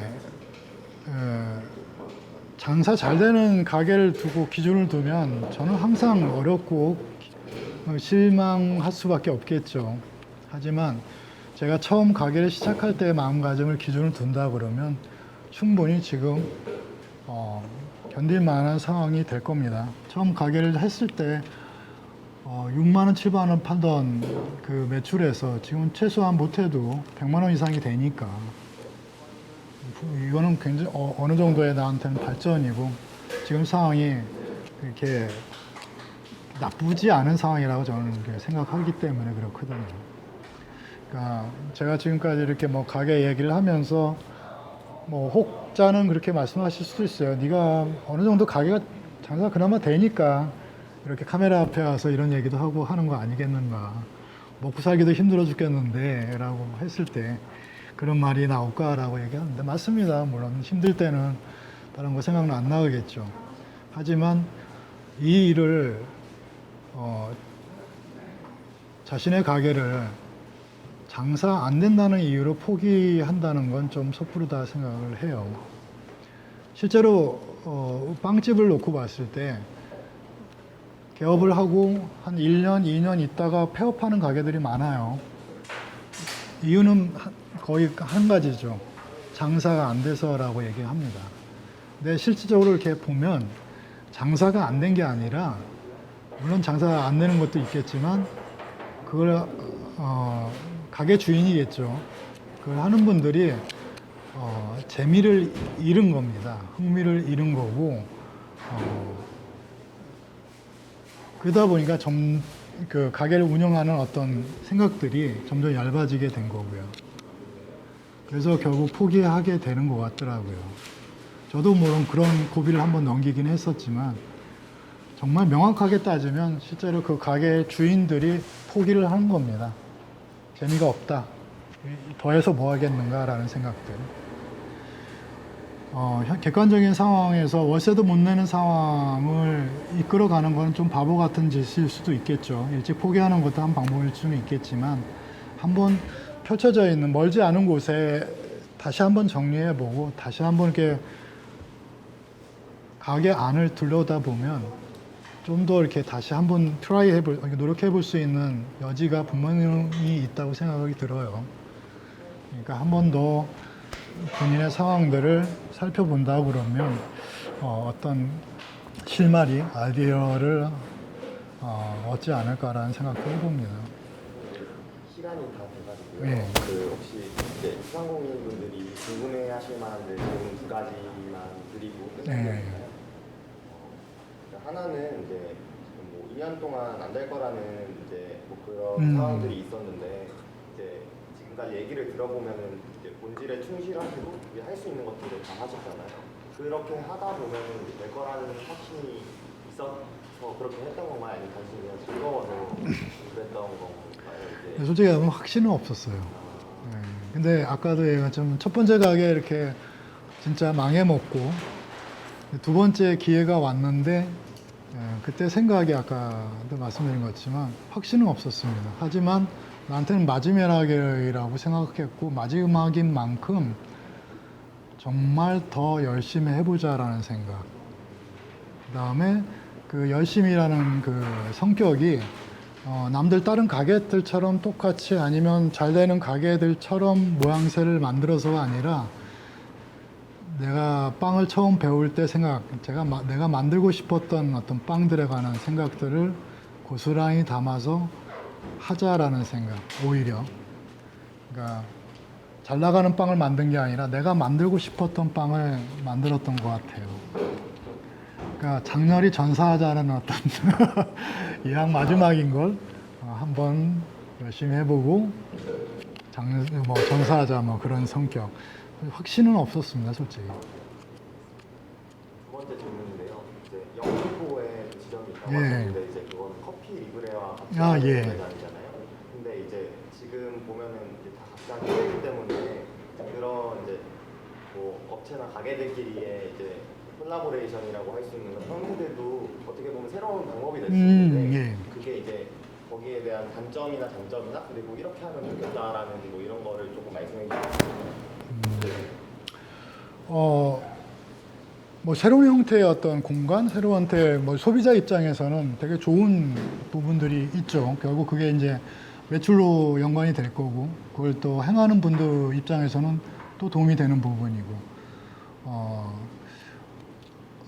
저도 지금 현재 3호점 커피 리브레라는 데하고 이제 저희하고 하고 하는데 약간 출발점은 좀 틀려요. 매출을 많이 내고자 해서 저희가 결합했던 건 아니고 좋은 공간인데 혼자 쓰기가 좀 그렇고 우리 둘이 이렇게 재밌게 가서 하면 어떨까라는 약간은 재미난 발상, 좀 어떻게 보면 또 가볍게 좀 시작됐다고 할 수도 있겠지만, 그러니까 매출 목표를 더 증대를 하기 위해서 전략적으로 이렇게 저희는 콜라보 했던 것보다는 좀 재밌지 않을까라는 어떤 생각에서 저희는 이제 했던 거고.